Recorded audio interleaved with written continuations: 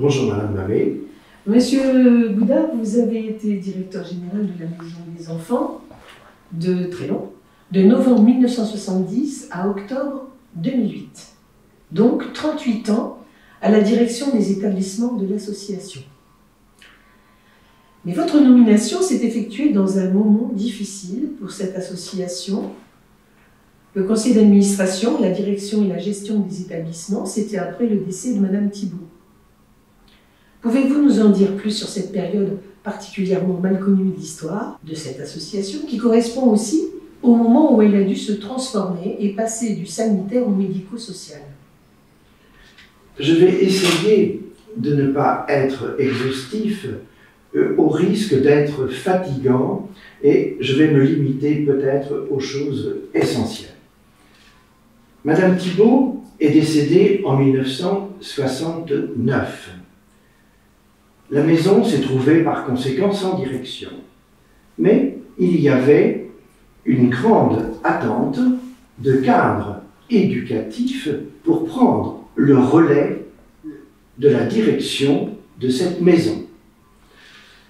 Le conseil d'administration n'y était pas nécessairement favorable et là, nous allons rentrer dans ce qui a été vraiment une zone de turbulence pour l'association. 3 personnes, je dirais personnalités, du conseil d'administration, à savoir le président, Monsieur Cognier, le vice-président, Maître Roffian, et également le trésorier qui était Monsieur Bruandet, étaient 3 personnalités remarquables, non seulement pour leur réussite sociale et économique, mais également pour l'aspect humaniste de ces personnes et l'attachement qu'ils avaient à cette maison qui avait une belle histoire, qui avait commencé avec Madame Roussel et s'était poursuivi avec Madame Thibault jusqu'à son décès. En 1969, quelle était la situation? La situation était celle-ci. Un établissement qui avait vieilli, dont les structures s'étaient appauvries, le personnel recruté était un personnel non formé, sans aucune qualification de près ou de loin avec la pédagogie ou l'éducation requise par ces enfants, et le maintien de 2 structures sanitaires, préventorium et aérium, alors que le recrutement ne correspondait absolument plus avec la tuberculose qui avait conduit les enfants ici. L'établissement n'avait plus rien de sanitaire.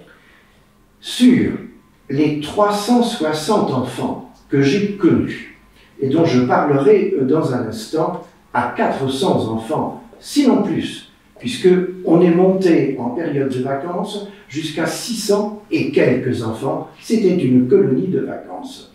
Il n'y avait, hormis une dizaine d'enfants, plus rien de sanitaire.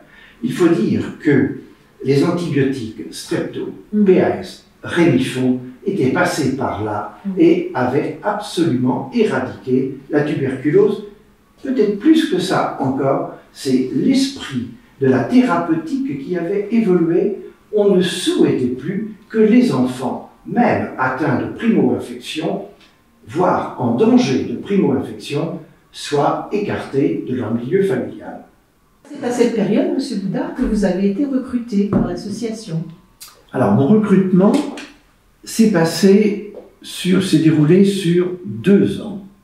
Exactement. J'ai été contacté en premier par ces messieurs dont j'ai parlé tout à l'heure, qui étaient venus à Trélon, non pas pour me recruter moi, mais pour recruter mon épouse. Elle a refusé, ça ne l'intéressait pas, et à partir de là, ils se sont intéressés à ma candidature. Mais je suis venu à Trélon très rapidement, nous avons visité la structure et j'ai décliné la proposition. À ce moment-là, ils ont fait appel à candidature et plusieurs personnes se sont présentées, dont un médecin. Il y avait également une enseignante, je crois, ou une éducatrice, je ne sais plus très bien, une inspectrice également de la DAS, mais personne n'a été retenu. Et c'est là où le président de l'époque, M. Faller, a fait état de son fils, lequel fils n'a pas été non plus retenu. Nous sommes donc arrivés en 1970 et M. Cognier, M. Bruandet et Maître Roffian sont revenus me voir pour me demander de revenir dans l'établissement et de l'étudier d'un peu plus près et de reconsidérer la proposition qu'il m'avait faite. Je suis venu en août 70 et j'ai passé un mois pour étudier la structure, voir ce dont il retournait, et là, ça s'est pas très bien passé. Au terme de ce mois d'août 70, j'ai envoyé un rapport au président, mais également au sous-préfet, au directeur départemental, en indiquant ce dont il retournait dans l'établissement. Une population surchargée, des équipements vétustes, une éducation qui s'apparentait beaucoup au scoutisme, mais un scoutisme très dur, contraignant pour les enfants, et qui m'apparaissait être plus une atteinte à la liberté des enfants. Et en fin de rapport que j'ai envoyé, je redisais au conseil d'administration et en particulier au président que je refusais, la tâche était trop lourde. Alors vous avez dû être perçu quand même autrement, parce que d'habitude c'était un monde de femmes, on peut dire, et vous arriviez là avec un regard neuf, des exigences nouvelles. Peut-être on peut comprendre que c'était difficile, c'était comme une bascule, un changement de... vous aviez un autre regard, vous, sur l'éducation. Vous n'étiez pas pour ce système un petit peu militaire, quand même, de scoutisme, on va dire, mais un petit peu trop militaire, d'après le règlement, d'après ce qu'on a trouvé, nous, comme emploi du temps des enfants, avec le lever des drapeaux, le lever des couleurs, enfin, beaucoup de choses qui rappellent ça. Et peut-être que le changement faisait peur, non? Alors, il y avait un scoutisme très contraignant, à la fois pour les enfants, mais également pour l'encadrement. L'encadrement était exclusivement féminin, et tout à fait naturellement, certaines auraient souhaité réaliser leur vie familiale en ayant une famille ou en créant une famille. C'était absolument interdit et c'était une raison de licenciement. Beaucoup de blessures ont été données par ces contraintes imposées. Et lorsque je suis arrivé, il y avait effectivement une peur de la part de certaines personnes que le système s'écroule. Et en même temps, il y avait de la part d'autres un besoin de libération pour transformer la maison.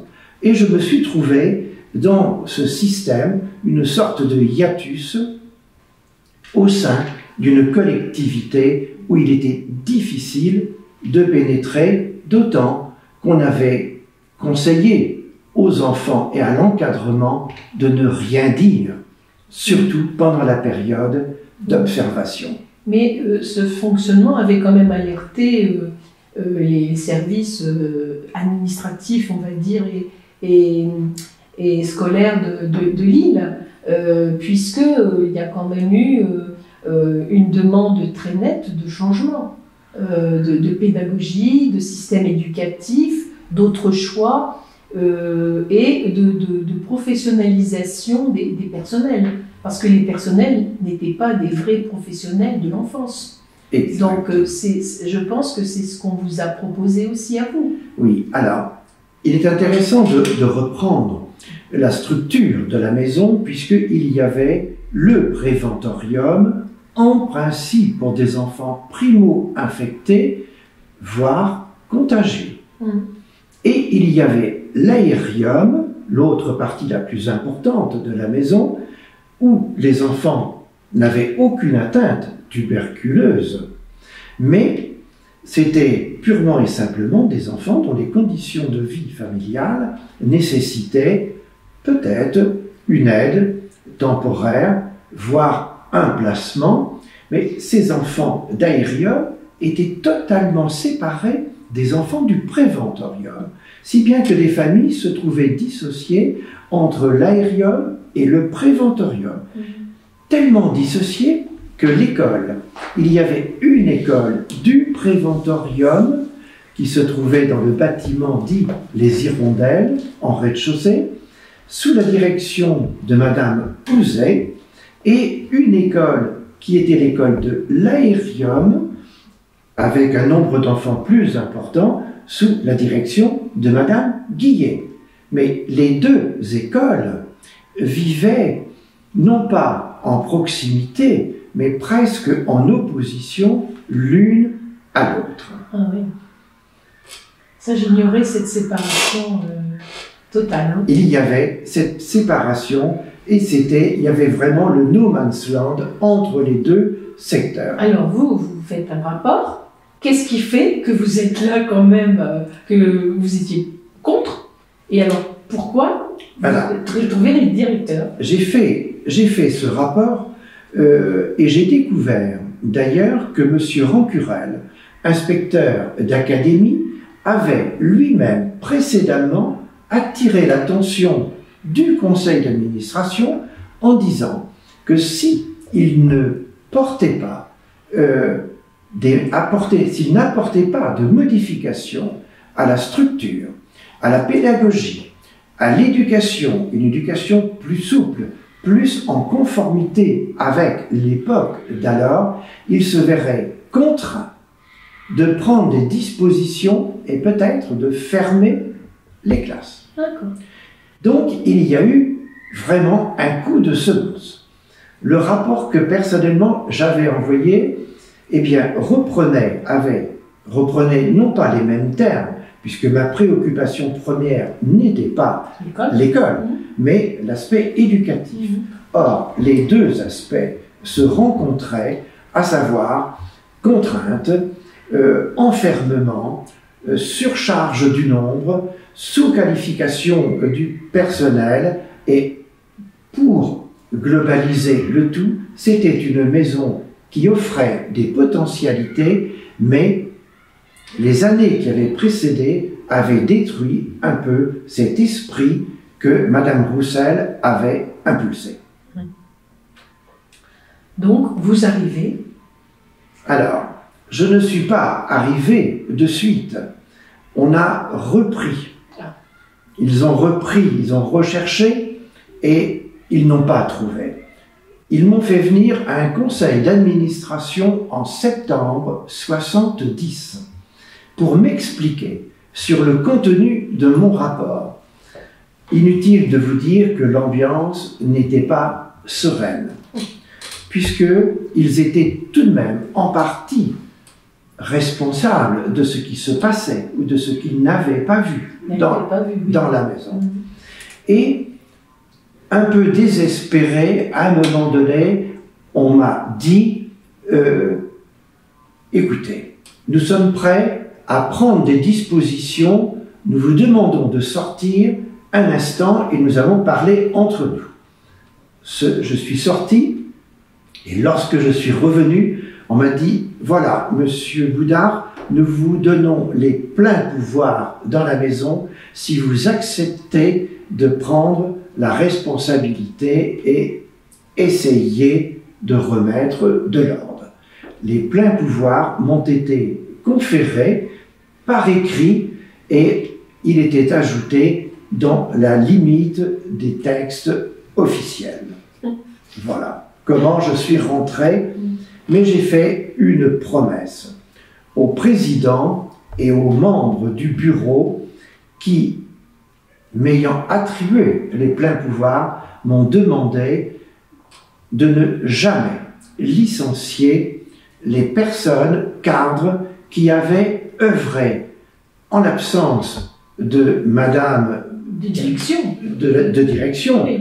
et de Madame Thibault, et qui, même si elles avaient commis des erreurs, avaient manifesté de l'intérêt pour la maison. Je me suis engagé et j'ai tenu mes engagements. D'accord. Alors, quelles ont été les premières mesures que vous avez prises dans un tel contexte? Lorsque je suis arrivé en novembre 70, mon premier travail a été de comprendre le fonctionnement, tout ce qui était de l'ordre de la comptabilité, gestion. Là, j'y ai trouvé une écoute extrêmement courtoise. C'était Madame Dubreuil? C'était Madame Dubreuil qui était là depuis déjà une trentaine d'années. Et les choses se sont très très bien passées. Les choses ont été un peu plus compliquées par rapport au secteur éducatif et par rapport au secteur pédagogique, les rapports ont été très bons immédiatement. Par rapport au secteur éducatif, je me suis retrouvé en opposition avec un certain nombre de personnes dont nous avons parlé, mais assez rapidement, elles ont su que je ne céderais pas. Et là, elles ont fait appel à des personnes du conseil d'administration qui ne m'étaient pas favorables et qui, par leur situation financière, économique, avaient des liens privilégiés avec le ministère, et elles ont demandé à ce qu'ils interviennent auprès du ministère pour que je sois licencié. Ah oui, quand même.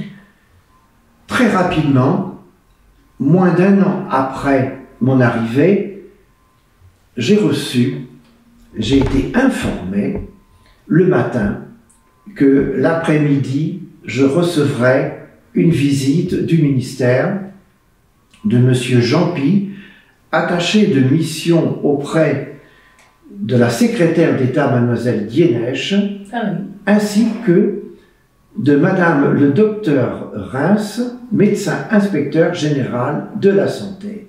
Leur mission était effectivement de me liquider en fin de journée. Je les ai reçus, nous avons visité la maison, et au fur et à mesure de la visite, quel n'a pas été l'étonnement de Madame le docteur Reims devant ce qu'elle découvrait, des locaux où il pleuvait, des lits où il était impossible de circuler entre deux lits, il y avait trop de lits, un surnombre, et des enfants qui par contre avaient été pour la circonstance habillés de chemises blanches, étaient bien parfumés, puisque c'était les éducatrices qui coiffaient les enfants, les parfumaient, etc., voire ciraient les chaussures des enfants. C'était dans leur tâche.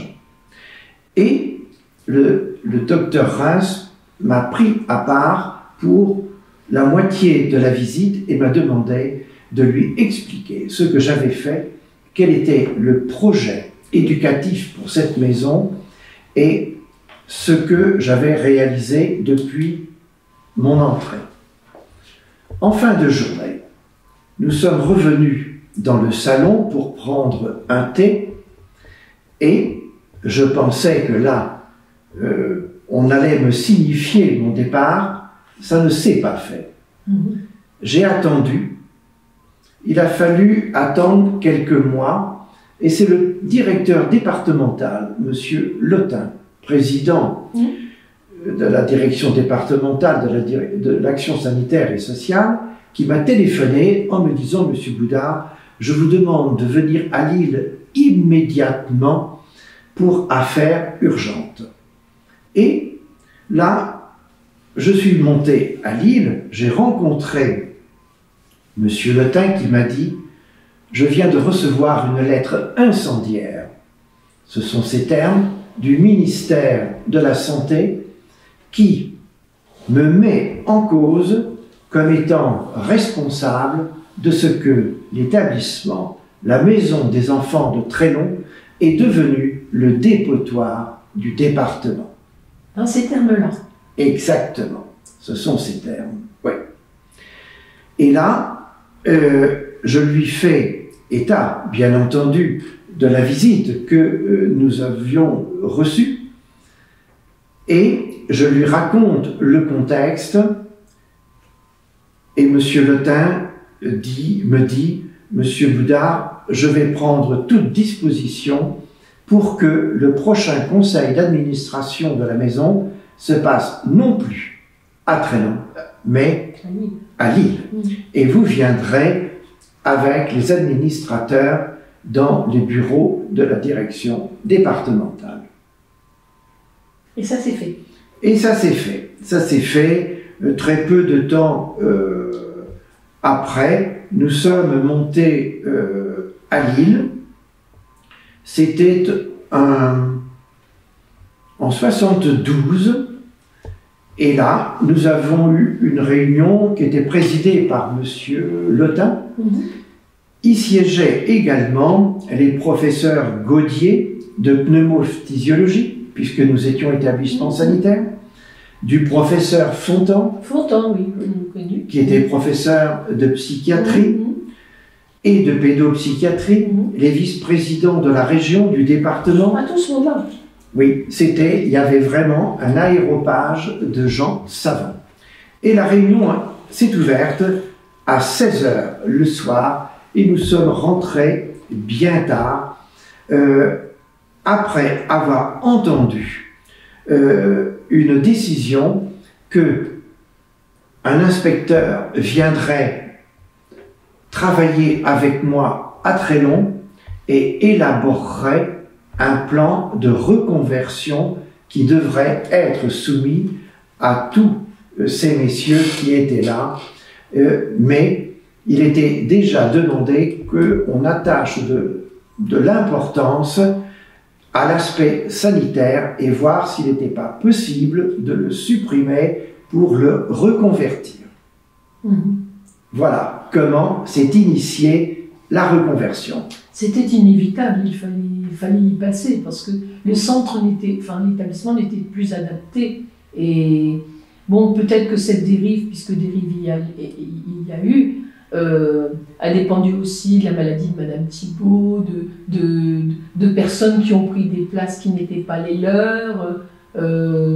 Quand on n'a pas un directeur ou une directrice à la manœuvre, on peut se perdre aussi. Voilà. Oui, je pense que il est difficile, après coup, de leur jeter la pierre. C'est impossible.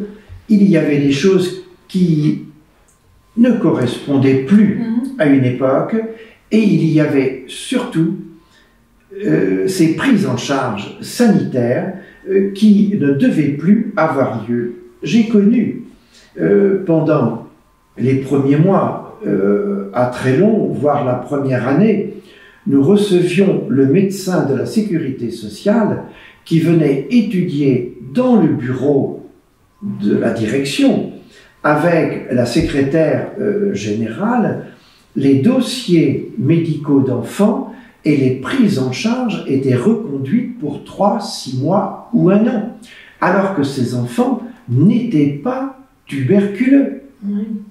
Mais en fait, cette période-là, en 1967, on a ouvert une école d'éducateurs à Lille, et en 1970, c'était la parution du premier diplôme national d'éducateurs spécialisés. Donc il y a eu aussi une mouvance vers un changement de prise en charge des enfants qui soient déficients ou des enfants qui étaient en danger dans leur famille. Et je pense que, comme vous le disiez tout à l'heure, on n'avait plus besoin des préventoriums comme auparavant, en si grand nombre. Donc il fallait aussi transformer les établissements pour recevoir cette population d'enfants qu'on disait débiles à l'époque, hein, on ne disait même pas déficients, moi je me souviens, et il fallait les prendre en charge alors qu'avant ils restaient dans leur famille. Et donc cette reconversion, elle était bien là à point nommé aussi, je vais dire, parce qu'il y avait des besoins. Elle était souhaitée, elle est venue à point nommé pour deux raisons essentielles. Il y avait des besoins dans l'Avesnois, mais ce dont nous nous sommes rendus compte après, c'est qu'il y avait également des besoins de la région de Lille, et notamment du foyer d'Équermes, qui était encombré. Je crois qu'il y avait quelques 600 et quelques enfants, et très long dans l'esprit des personnes ou des personnalités de Lille venaient à point nommé avec une reconversion envisagée pour soulager le foyer d'Équermes. Donc, la première chose qui s'est avérée, c'était la suppression du préventorium. Hormis une section préventoriale de 20 lits qui a perduré pendant 1 an. Le deuxième axe, c'était la suppression de l'aérium et la reconversion de l'aérium en maison d'enfants à caractère social. Et le préventorium était remplacé par un institut médico-pédagogique. Avec un nombre limité de places. Avec un nombre limité de places, puisque au niveau de l'AMEX a été agréée.